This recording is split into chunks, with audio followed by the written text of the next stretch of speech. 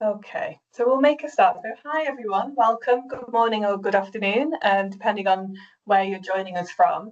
Welcome from myself, Amy Blakemore from the University of Manchester, and Jamal, who will be chairing this seminar today for the Across NIHR Right Call programme. This is our second seminar and what we hope will be a really educational and informative series about Across and also about other relevant work going on in the area of rehabilitation globally. Just to give you a quick reminder about Across before we start, in case anybody here doesn't know, the aim of Across is to develop feasible and acceptable, culturally and contextually adapted, home-based rehabilitation for people with coronary heart disease and heart failure based in Pakistan, India and Bangladesh. And we'll also be extending the home-based rehabilitation interventions that are based on the Heart Manual and REACH-HF manual to take account of multimorbidity, which will include depression and anxiety as well. The programme involves a number of work packages, which I won't go through in detail now, because I'm sure I think most of you are aware of those, and we're just getting started on this project at the moment. So we're in our cultural adaptation and refinement of rehab interventions process at the moment, and we'll be moving into a pilot and then a full multi-centre, multi-country RCT to explore the home-based cardiac rehab that we develop. So for today's presentations, we're really delighted to welcome Professor Sally Singh from the University of Leicester and Professor Hilary Pinnock from the University of Edinburgh, who are going to talk to us about their global health projects in the area of chronic respiratory diseases. Each presentation should be about 20 minutes, and we'll have 5 minutes for questions at the end. So if you have any questions, if you could hang on till the end, pop your hand up and Jamal will take those questions from you, or pop them into the chat and we can read through them at the end for Sally or Hilary. Okay, thank you. So I will stop sharing these slides and hand over to Sally Singh, who's going to start us off with the first presentation. Thanks, Sally. No, thank you, Amy, and I'm hoping that I'm going to successfully share my slides. Can you all see that? Yeah.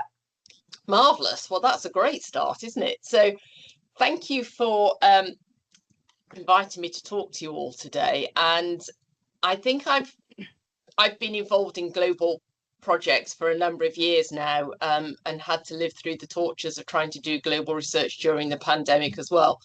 But I'm not going to dwell on that, because hopefully you won't be inflicted by a pandemic and some of the learning that we took from that. But what I am going to talk about is some of the learning, particularly as we were in the same space as you are, all operating in the field of rehabilitation.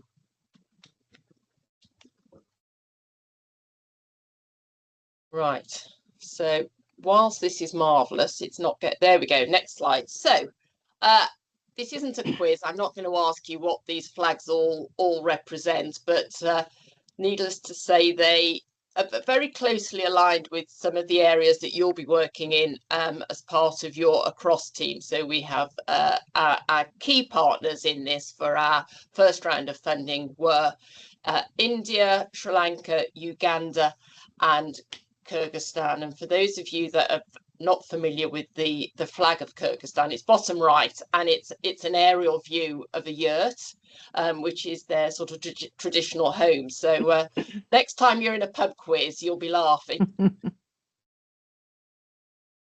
So the key aims of the Recharge project were not dissimilar to that of Across in some ways, but to develop and test culturally appropriate models of pulmonary rehabilitation. And in a moment, I'll talk through what exactly pulmonary rehabilitation is. To agree a minimum data set to support an international pulmonary rehab database. Importantly, to increase research capacity, to look at the rollout of the British Thoracic Society Fundamentals of Pulmonary Rehabilitation. And then finally, not least because of the pandemic, we had to pivot and look to develop and test a digital intervention, and that was very specifically in India.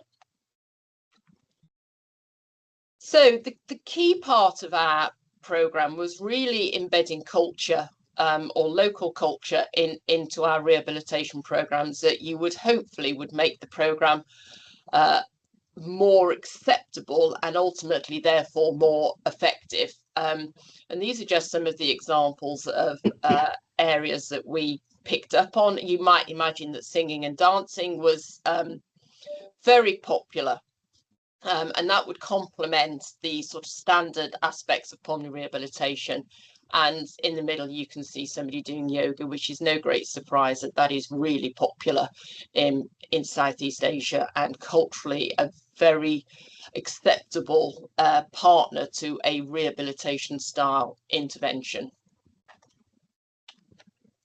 So a quick bit of history really as to why COPD. So we know that COPD is the third leading cause of death worldwide, accounting for, millions of deaths. The majority of the deaths occur within low and middle income countries, and it's the seventh leading cause of poor health worldwide. Now, we all know that smoking tobacco accounts for over 70% of COPD, in high income countries where certainly I'm from and the Glasgow team are from, theoretically. But in low and middle income countries, that's not quite the same distribution. So, of course, you still have smoking, but there is, of course, household air pollution and also industrial pollution. And lots of global efforts have looked at indoor pollution, etc., to try and modify disease progression. So, pulmonary rehabilitation, this is the definition taken from the British Thoracic Society that was first developed in 2013, but has not been amended even with the most recent revision of the evidence statement.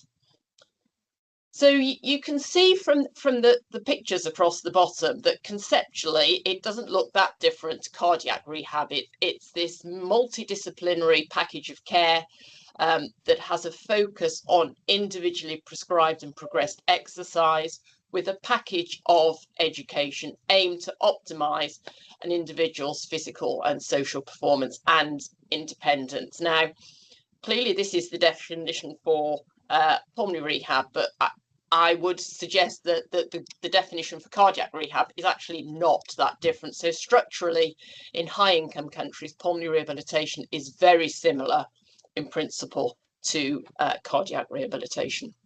So this is our base model, if you like, that we wanted to explore in our partner countries.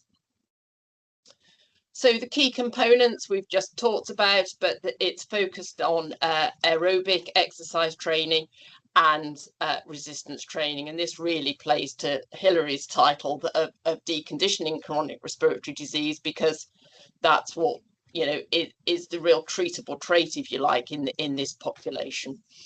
And on the top right, you can see a picture of people taking part in an education session where they would share knowledge about breathing problems, managing exacerbations, maintaining fitness, maintaining good mental health, etc. All topics that are driven by patient discussion.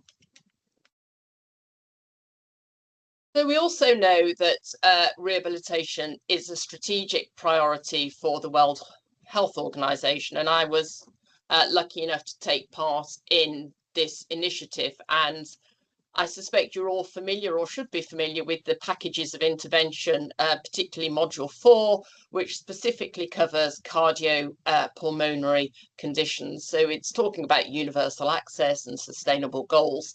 And I think these projects, yours, mine and Hilary's, all play into addressing some of these challenges. Now, one of the very early challenges we had, and this may be specific to respiratory rehabilitation is that there was a complete confusion as to what was chest physiotherapy and what was pulmonary rehabilitation. So to a certain extent, we all had to make sure we were on the same page with the definition to start with, because otherwise you're having conversations with commissioners and academics, and we're all talking about something fundamentally different. So this was particularly prevalent when we were working with our partners in sub-Saharan Africa. And in the end, they ended up writing an editorial that looked at really defining what the difference was between chest physiotherapy, which by and large is not a key component of a rehabilitation program, compared to an exercise-based rehabilitation program, which is a highly evidence-based intervention for people with chronic respiratory disease. And whilst I'm a physiotherapist by background, I would argue that the evidence around chest physiotherapy is nowhere near as strong as it is for managing the sort of overarching burden of chronic respiratory disease. So the team in Africa ended up producing this poster, which we now have in a number of our centres, trying to help physicians and referrers, importantly, understand the difference, but also for patients as well, because they often think that they're being referred for something that they're unlikely to receive. So I think just understanding that everybody agrees what we're offering is really important. We spent a bit of time looking at the referrers and the referral process. So I think the danger in research is that often we do it in isolation, and one of the key ambitions is to implement the project that you are investigating. So you can develop the best pulmonary rehab program or the best cardiac rehab program in the world, but if nobody's going to refer into you, it sort of doesn't matter. So we conducted surveys in our partner countries, which I'll share in a second, but this is just an example of the processes that were problematic in Sri Lanka. And we asked people if people that would refer, so this was doctors and nurses predominantly, and this was a sample of in excess of 200 people, what their barriers were around rehabilitation. So you can see, if you look at the left-hand side, a lot of people don't even know really whether pulmonary rehab is worthwhile, don't have enough information, and then we get into the usual problems that you see across the world: lack of time to make a referral, difficult referral process, and actually unaware of how to refer. But if people don't understand what the value is of your intervention, they're not going to refer in. So there's really issues around educating referrers and working with referrers. We then asked patients the same question in terms of what would they prefer. Again, this is data from Sri Lanka, big number of patients, but you can see that the majority preferred a group supervised hospital-based program or supervised in the local community. There was very little appetite for home-based rehabilitation.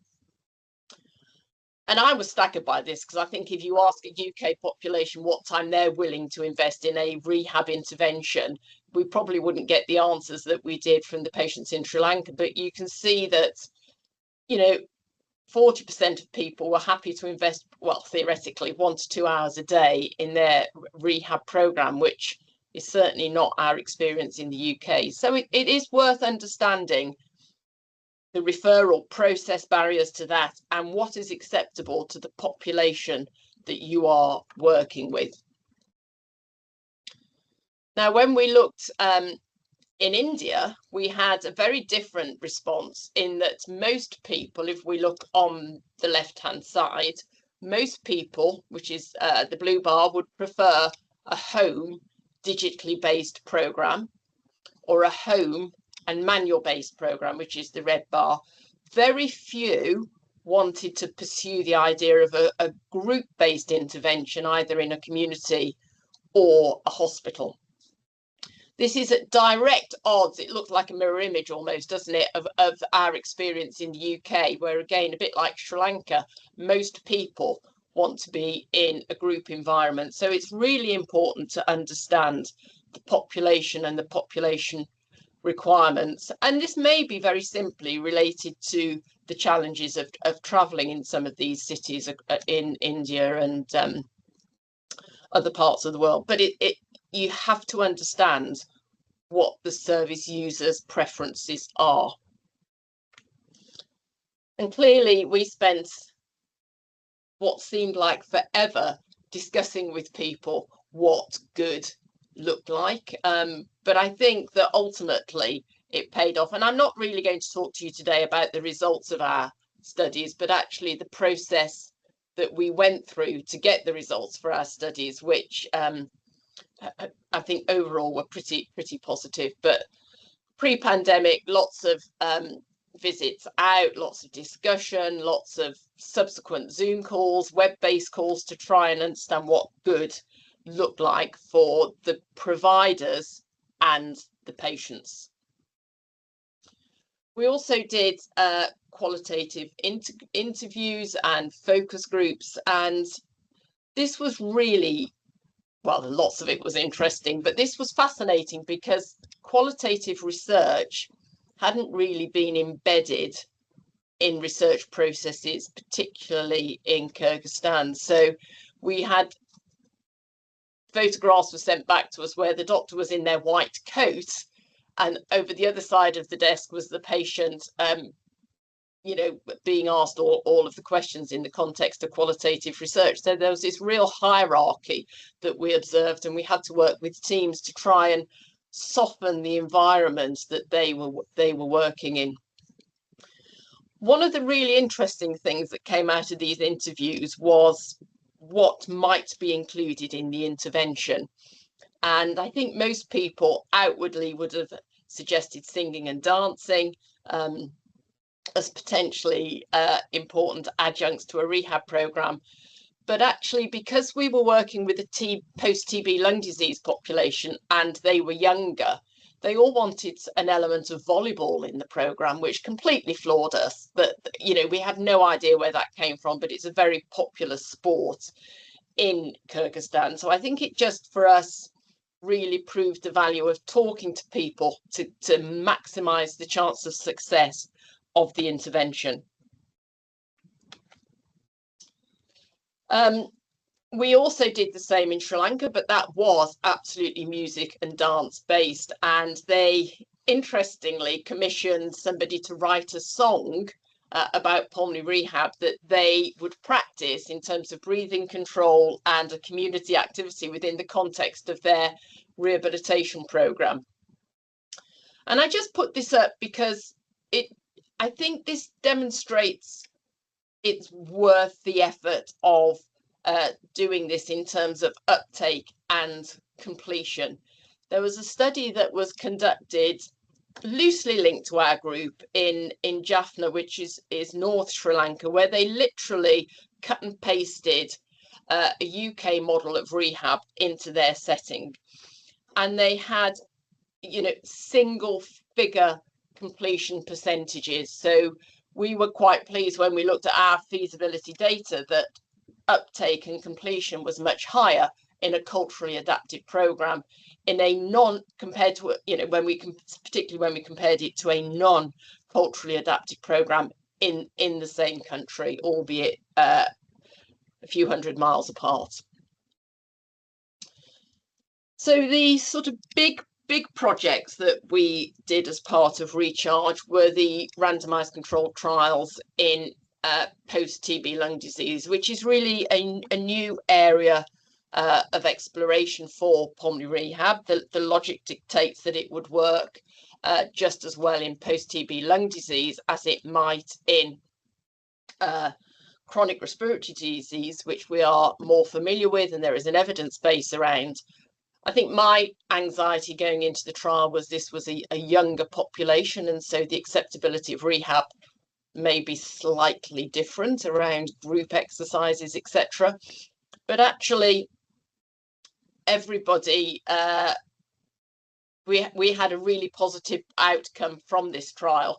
And when we did the dissemination events in Uganda last year, people travelled for hundreds of miles to come to the dissemination event and share their stories.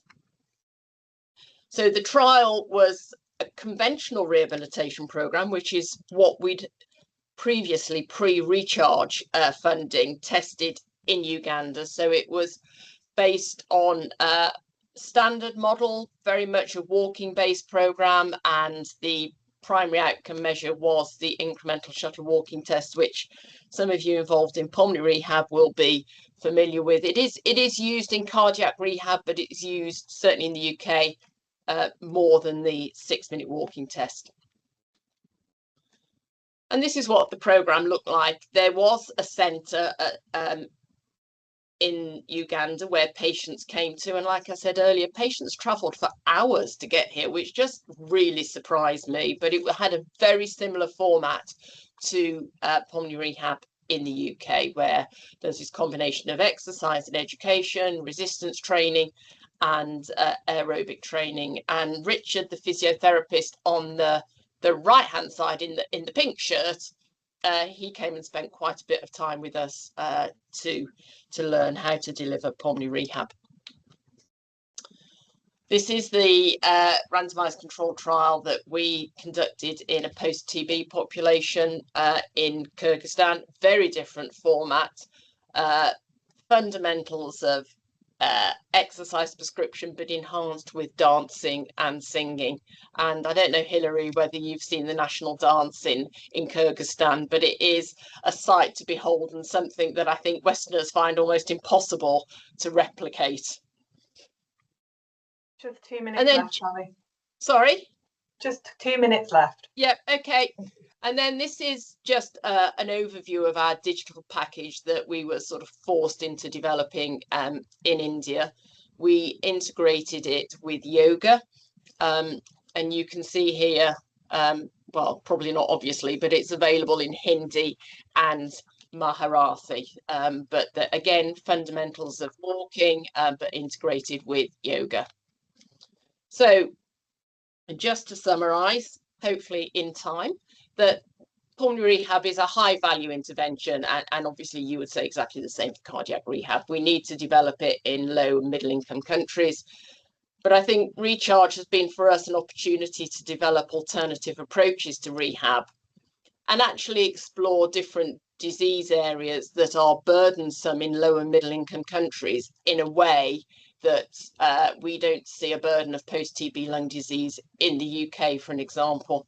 And we've had a number of outputs, but the two fully powered randomised controlled trials that we've completed are now, and they're reviewed, and we're just managing the comments with the journals. So hopefully they will be out for public consumption shortly. Thank you. Thank you, Sally. I'm hoping everyone can hear me. My screen froze several times throughout that. I can hear fine. Yeah. Oh, good. Brilliant. Thank you, Sally. Really interesting. Jamal, don't know if we have any questions in the chat. Rod Taylor just asking one thing. So, Professor Rod Taylor, please. Shall I unmute? So, Sally, that was absolutely fascinating.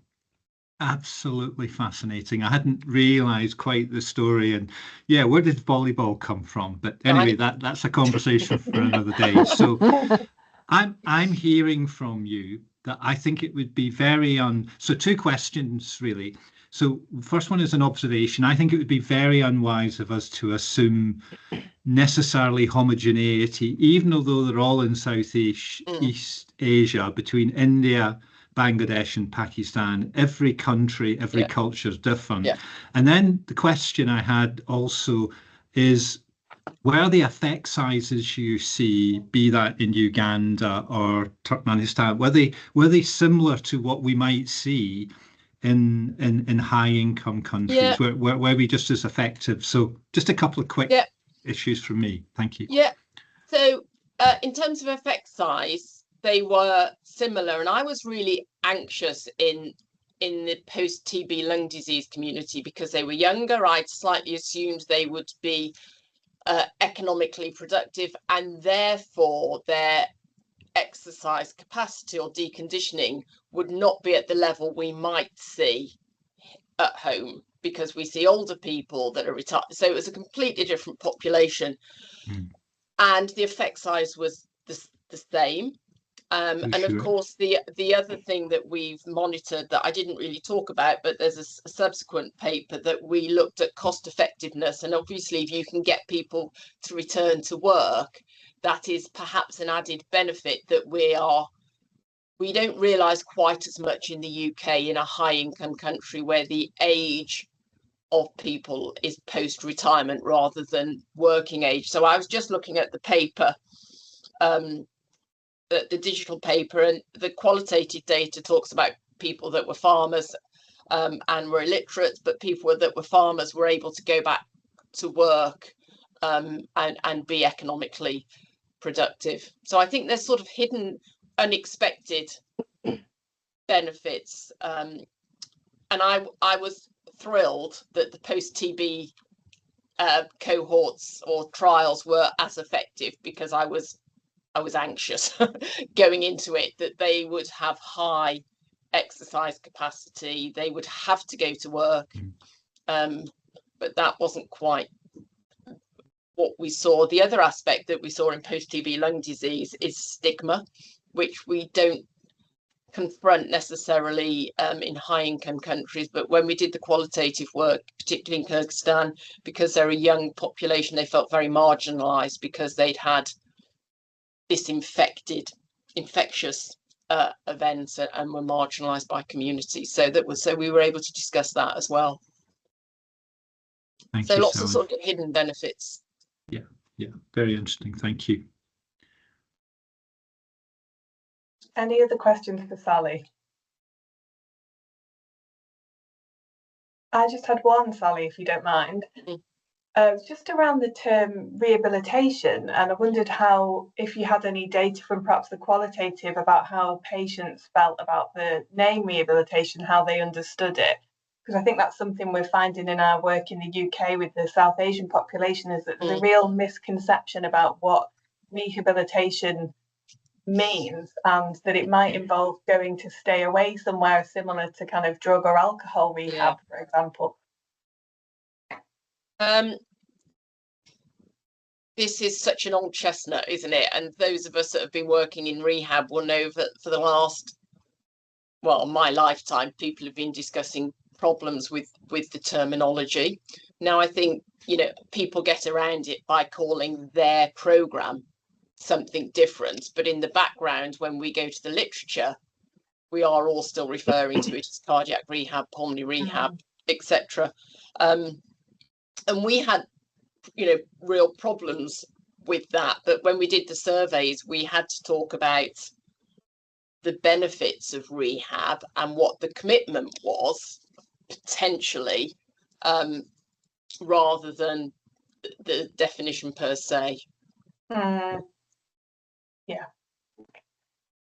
I honestly don't, this is another discussion, and Hilary and I had a discussion about it in Dublin not many months ago, but I honestly don't think we're going, from an academic point of view, we'll move away from those labels, but I think how you operationalize it is different.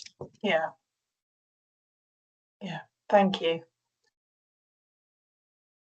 Okay, we probably have time for one more question if anyone has one. Amy, I'm happy to share the results as well. I just thought it might be more interesting to understand how we got to where we got to and what some of the processes were. That would be fantastic, Sally. If it was really interesting and useful to hear how you'd done it, it'd be fantastic perhaps to hear about the results in a further seminar. Rod? Just a quick one from me, Sally. We often hear about the differences between sexes is particularly accentuated in low and middle income countries, much more so than potentially in UK, albeit you see it here too. Any top tips, any observations around gender? We actually didn't have any challenges with that, Rod, which is interesting. We were cited to it, obviously, because in Leicester, we are a very multicultural society and have made efforts to address that within the context of our cardiac rehabilitation programme, and had gender or language specific rehabilitation programmes. The gender specific ones or sex specific ones were not overly successful. We didn't recruit them particularly well. So having thought it was a marvellous idea, it turned out not to be when we tried to again put it into practice. Okay, thank you. I can see there's someone with their hand up. I'm just wondering if we could perhaps say that. Yeah, Professor Mansoor. Yes, Sally, I want to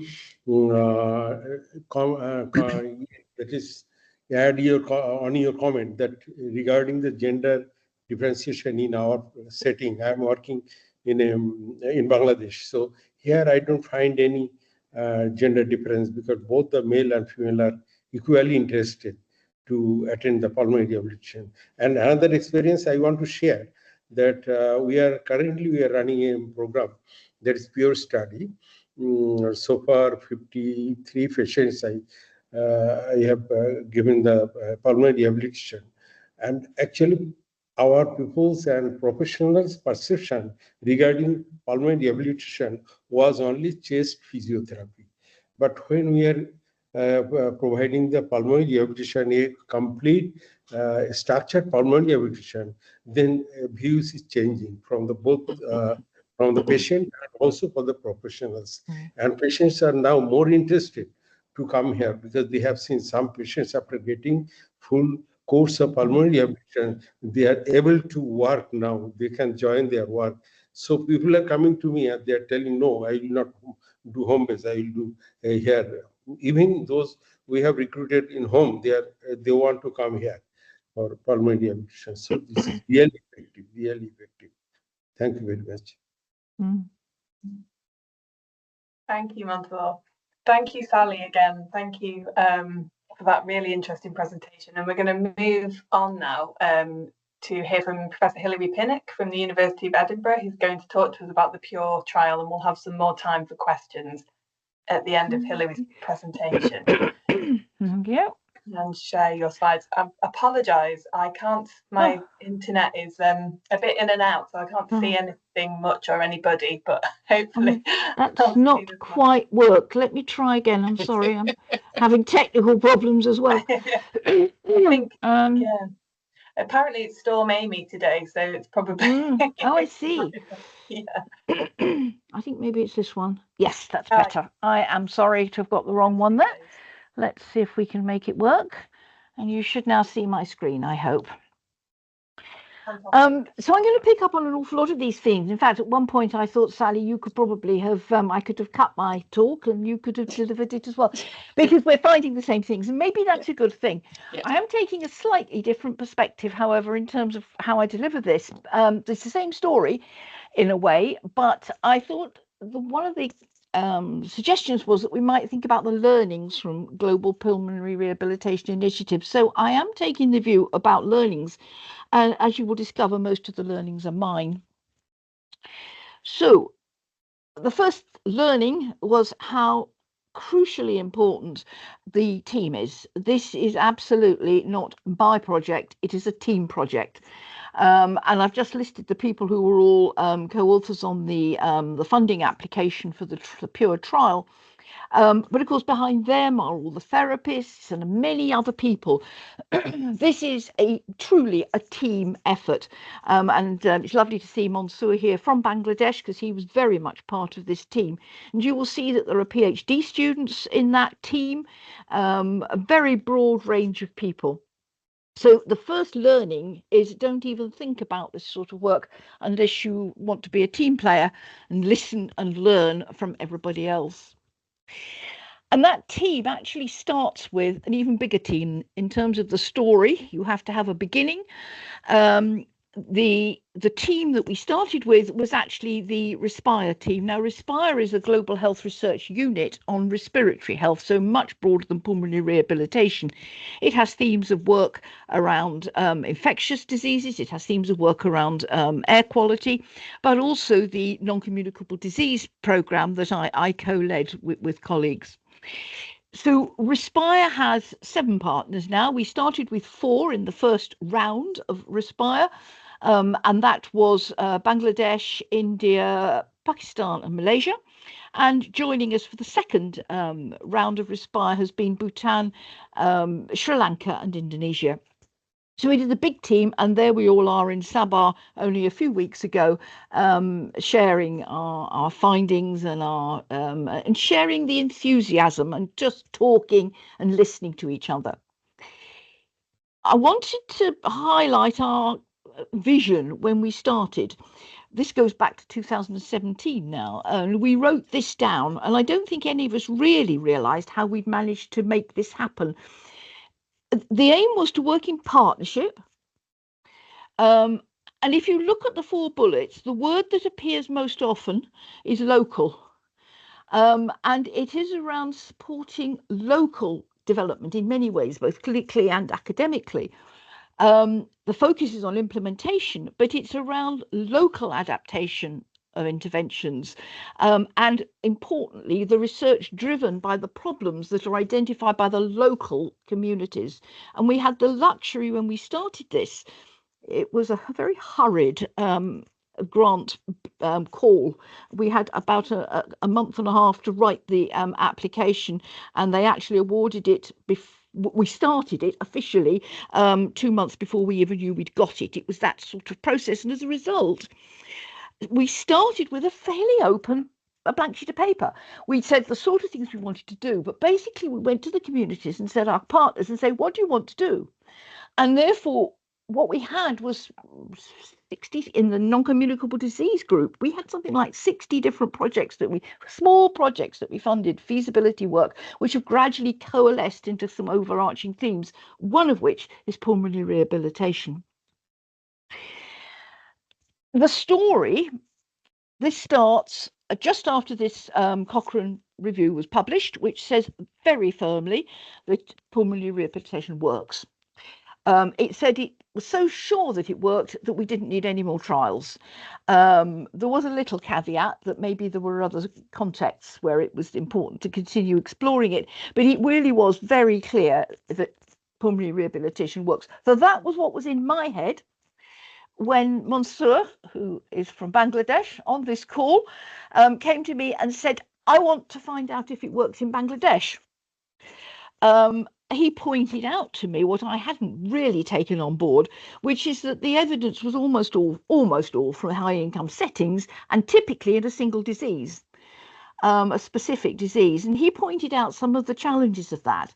He said, in my setting, we have a different profile of disease, and I heard you talk about post-TB as being an important disease area. Often it can be poorly differentiated, particularly if access to spirometry and other diagnostics is really either a long way away or very expensive. There was poor awareness of the disease. Drugs that may be appropriate for the disease may be unaffordable and not used. Geographical challenges we're all very aware of. And then there were the resources there, the limited equipment and very few trained staff. Mansoor pointed out to me that when he took on a new member of staff, he normally had to train them from scratch because there was no training officially for pulmonary rehabilitation. So by this time I was convinced, and Mansoor took on a PhD studentship from Respire, and the first thing he did was a systematic review. This differed from the Cochrane review because he focused on low resource settings. So these were studies that were conducted in low resource settings, controlled studies, though well, I'll tell you a bit more about those in a moment. We found 13 of them. And now this is a harvest plot. It's a harvest plot because it was not possible. They were too heterogeneous, and the methodology was too heterogeneous for us to do a meta-analysis. So it's a harvest plot. If you haven't seen one before, let me talk you through it. we've got 3 lines here, 3 graphs here, and they represent different outcomes. The top one is functional exercise capacity, the next one is health-related quality of life, and then breathlessness. And for each line, you will see bars. They represent the different studies. And where that bar is placed tells you whether it was effective, if they are in that green box to the right, no effect, or would have been in the negative box, but we didn't see any of those. So that looks pretty good. They're almost all in the green box, but they were almost all at high risk of bias. All those with a red blob on top are at high risk of bias, which is just about all of them. And there were 2 at moderate risk of bias, and one of those was actually in the no effect category. So already we've got a few concerns, and I think Mansour's conclusion that the evidence is encouraging, but almost at high risk of bias, and it was almost all in COPD, so it didn't address the issues he got about the other conditions. He also looked at what was done in these studies, and Sally's already pointed out the endurance training and the resistance training. Well, they almost all had the endurance training, but only about half had the resistance training, so it wasn't quite doing everything that we might have wanted. 10 had an education program, and these are the topics that were covered. Quite a broad range, but even so, there's some surprises there, I think.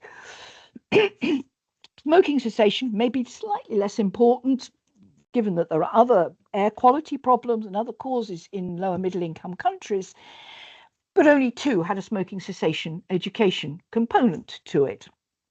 And the other one, and Sally, this is what you referred to here, in these studies, only one of the studies talked about bronchial hygiene, but like you, we have discovered that in the real world, as opposed to in studies, these were presumably studies where somebody had really tried to do a proper pulmonary rehabilitation. But in the real world, there is a huge confusion about between what is chest physiotherapy, the drainage of secretions and bronchial hygiene, and pulmonary rehabilitation, which is a major barrier to implementation. So Mansour set about, as one does in a PhD, to convert what we know should be in the relevant evidence, and to convert that to his own setting. And you'll see some very practical things about using water bottles and sandbags or usable objects in order to add weight if you haven't got the appropriate equipment. So he looked at how it could be changed. We then had a pandemic, and so he had to add another column in which he thought about how he could translate that into home pulmonary rehabilitation. And on the basis of that, he ran a feasibility study. This is it is a feasibility study. It was done in the middle of a pandemic, so it was home pulmonary rehabilitation.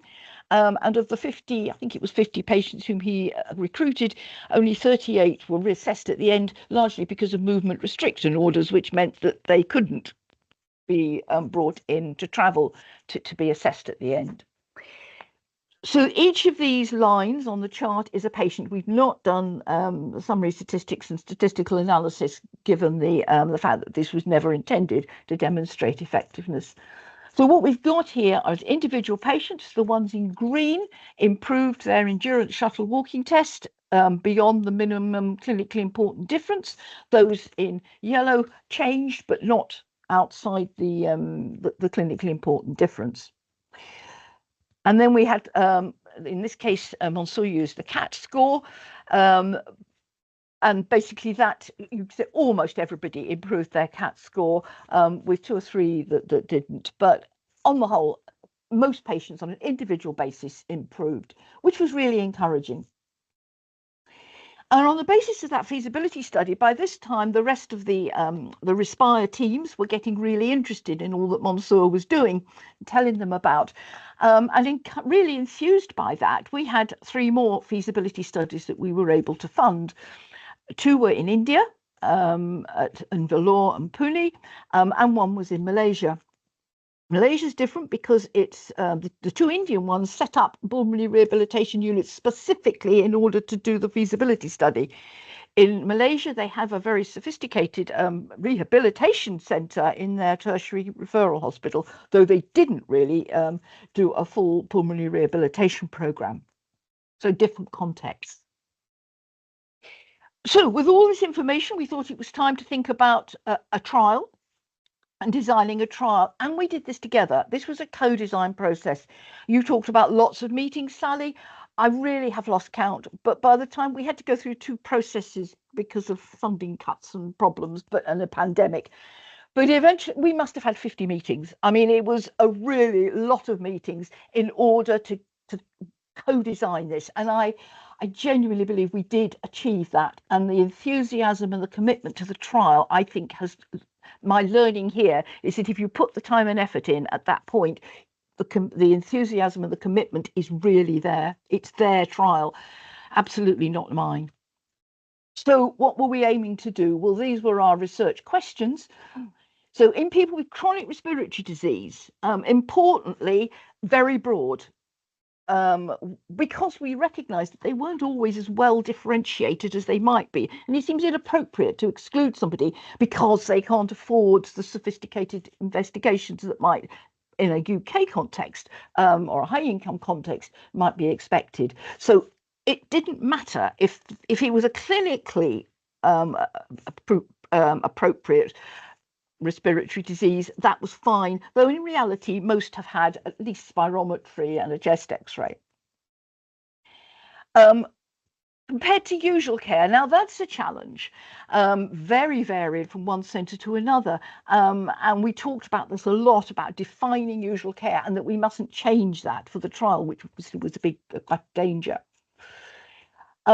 We had main trial outcomes, post-pulmonary rehabilitation, and we actually, because of the importance of home base, become clear that we needed to think about that with the pandemic had taught us that.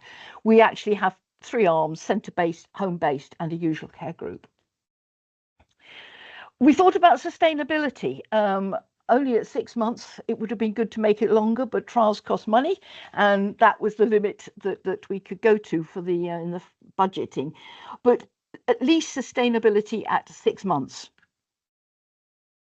We looked at the health economics in each of the settings, of course, because the settings are all very different, and we wanted to look at the health economic analysis. And we've got a really complex process evaluation to see if to learn about the process by which pulmonary rehabilitation might be working. So this is our trial. We are recruiting 465 adults. We are now about, well, we've just recruited 130 now, so we're doing really well. Adults with chronic respiratory disease. We are not stipulating a specific diagnosis. We have a baseline assessment. We have our 3 arms: centre-based, home-based. Home-based have a single session at the beginning in order to set them up and teach them. And then there's a usual care group. We have a assessment. Sorry, that shouldn't be baseline assessment. I've been cutting and pasting again. Immediately post PR assessment for effectiveness and a 6-month assessment to look at sustainability. And the usual care group will get their choice. Now, this is important too, because of course the main groups are randomised. The usual care group get their choice of centre or home-based pulmonary rehabilitation at the end. And we are, our outcomes are the endurance shuttle walking test as our primary outcome, the St George's Respiratory Questionnaire as a most important secondary outcome, and a number of other things that you would expect: anxiety, depression, physical activity levels, and smoking status. So what are the barriers that we're trying to overcome here? And this is a list of the barriers that have been identified and that we've identified, and I've given a lot of references here.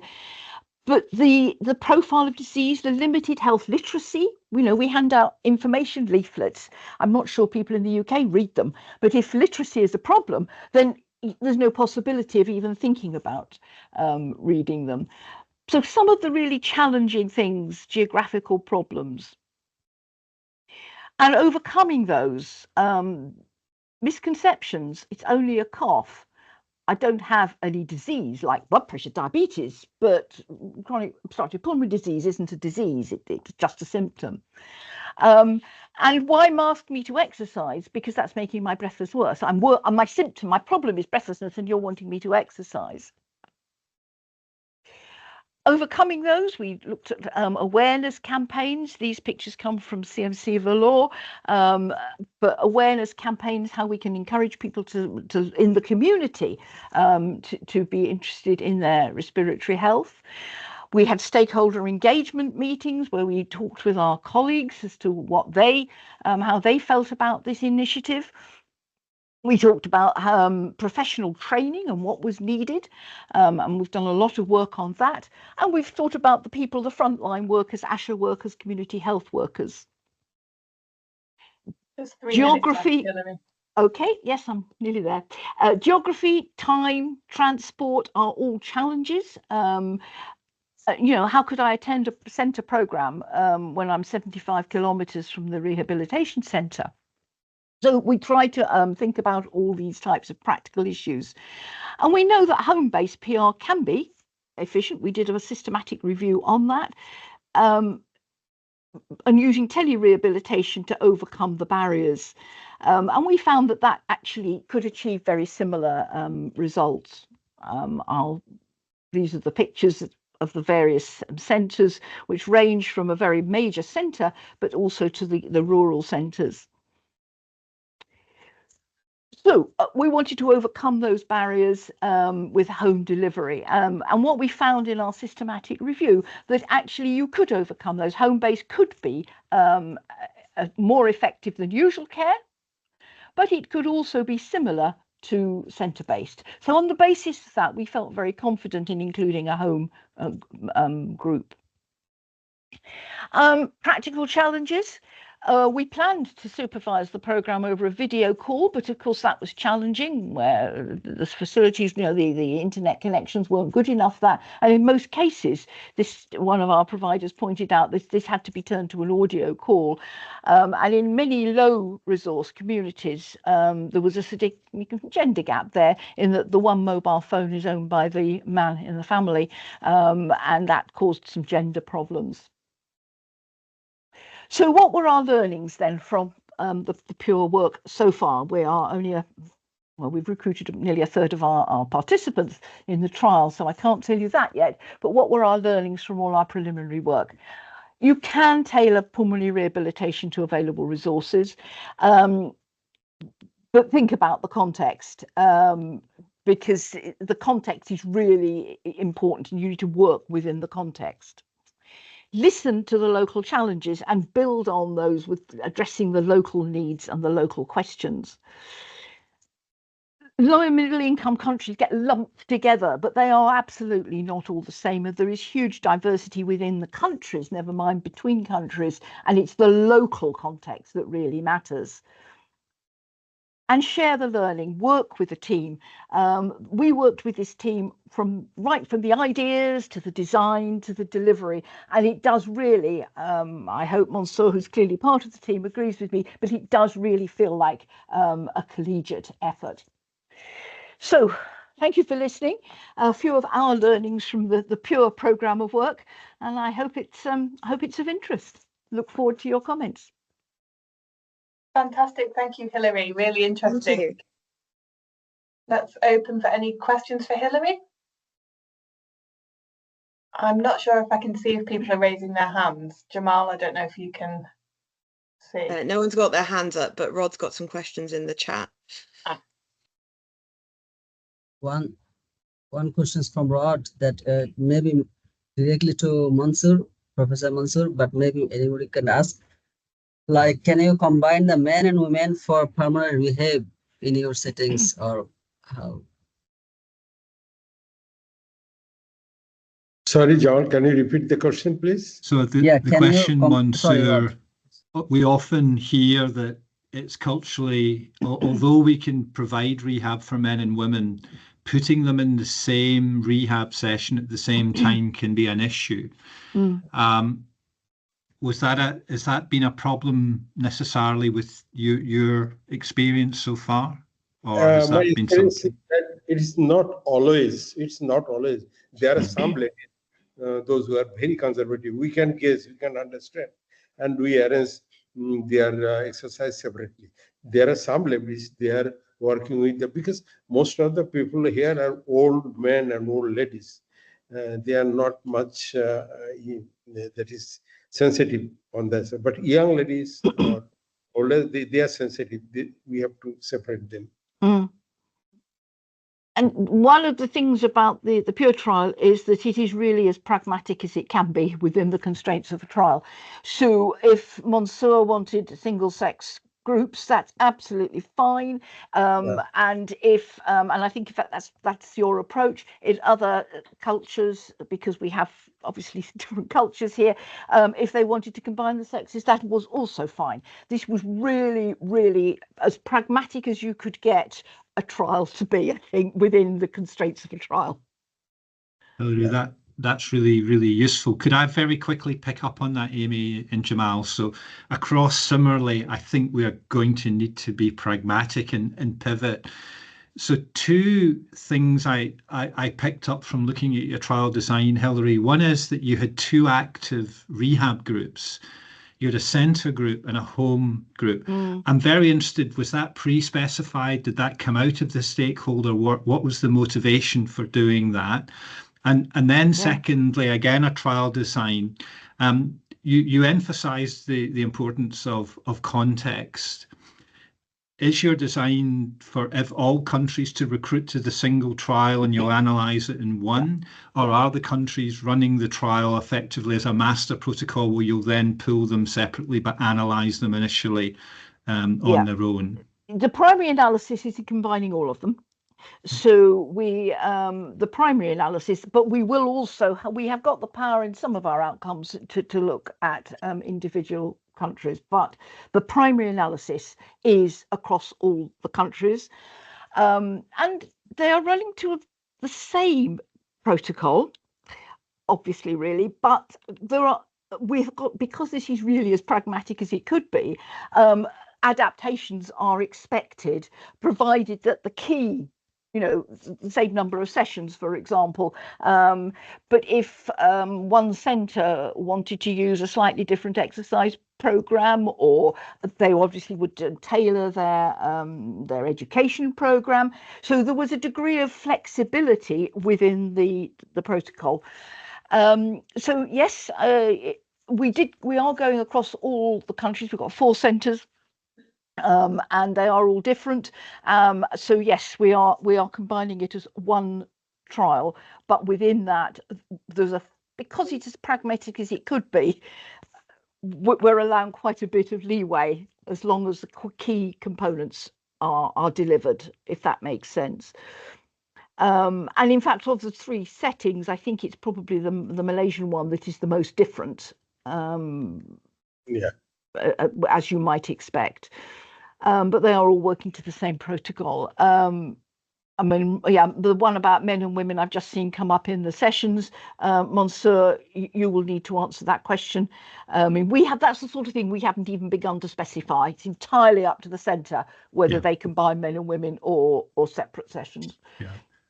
And the home versus centre choice and having a 3-arm as opposed to just a 2-arm trial. Yes. It came because we had a pandemic. Our initial idea had been 2-arm trial, and we started to think about that really before the pandemic. But it became clear we really needed to focus on home. And indeed, had I been listening properly, Mansour had been telling me that even before we had a pandemic. So it became clear that we needed to separate these. Clearly, any trial is a little bit artificial, so we've had to make rules. Like, in a real world, you could actually combine the benefits of both, couldn't you? But of course, because it's a trial, we've had to make rules about that. Everybody had one session in the centre first, and then it was home-based after that. And some of the geography of these countries makes that very sensible. But there's 2 things. First of all, we'll be asking the qualitative work as to how people felt about those two options. And then at the end of the day, we've got this preference option for our usual care group, and it will be most interesting to see what people actually choose when they're given a choice. Right. Thank you. I'm not sure what choice-based means about that. Were you asking about whether they could choose home or centre? No, in the trial they can't, but in our the usual care group, when they get to 6 months, then they will have a choice, which is why we haven't really got the funding to look at that as carefully as I want. So I'm still working out how we're going to do that, but we really need to capture. Yeah. So Will they know the randomised. results at that point? Will they know the results before We they're given the won't choice? know, because there's some of them, again, we're already halfway through. Some of the Yeah. we're already, So they won't. no, they won't, Yeah. because the first one's out, we won't even have finished the trial, and even at the very end it takes a while to clean everything up and sort it all out, doesn't it, at the end of the trial? So no, we won't be able to say this is better or that is better. Thank you, Hilary. Thank you, Hilary. Yeah, I have one question to Hilary, just regarding to know that how could you get the follow-up data regarding the home-based? Did you use any kind of tools to get the follow-up data, or they came to the center? They came to the centre for their assessment. Okay. So they did the assessment at the centre, and then they had one session at the beginning when they were taught a lot of things and the resources were given to them. Then they do the home-based program, and then they come back at 10 to 12 weeks at the end of the 8-week program for their assessment at the centre, and then we say goodbye to all of them until the 6-month assessment. Yeah. For both of them. This kind of centrally monitored home-based programs, like. Yeah, and the monitoring was something we've spent a lot of time on, and it's very time consuming, actually. Yeah, look, Sally's sort of nodding there. It's very time consuming because, ideas that we might have had about doing it with teleconsultation and things just don't work when you haven't got that sort of mobile signal. So it was one mobile phone that people were listening to, and lots of practical challenges around that. Actually, I got a challenge, Sally. I got a challenge during my study. One patient was recruited in the usual care, but after 2 months, she has seen that all people are getting improved after exercise. She dropped out from a study and she started now the exercise. I couldn't resist.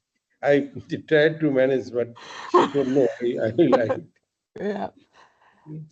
This is a very pragmatic trial. We will be capturing all of this. Yeah, I think it's very difficult, isn't it, when you essentially get inevitably some contamination, don't you? And people want to jump ship and move across.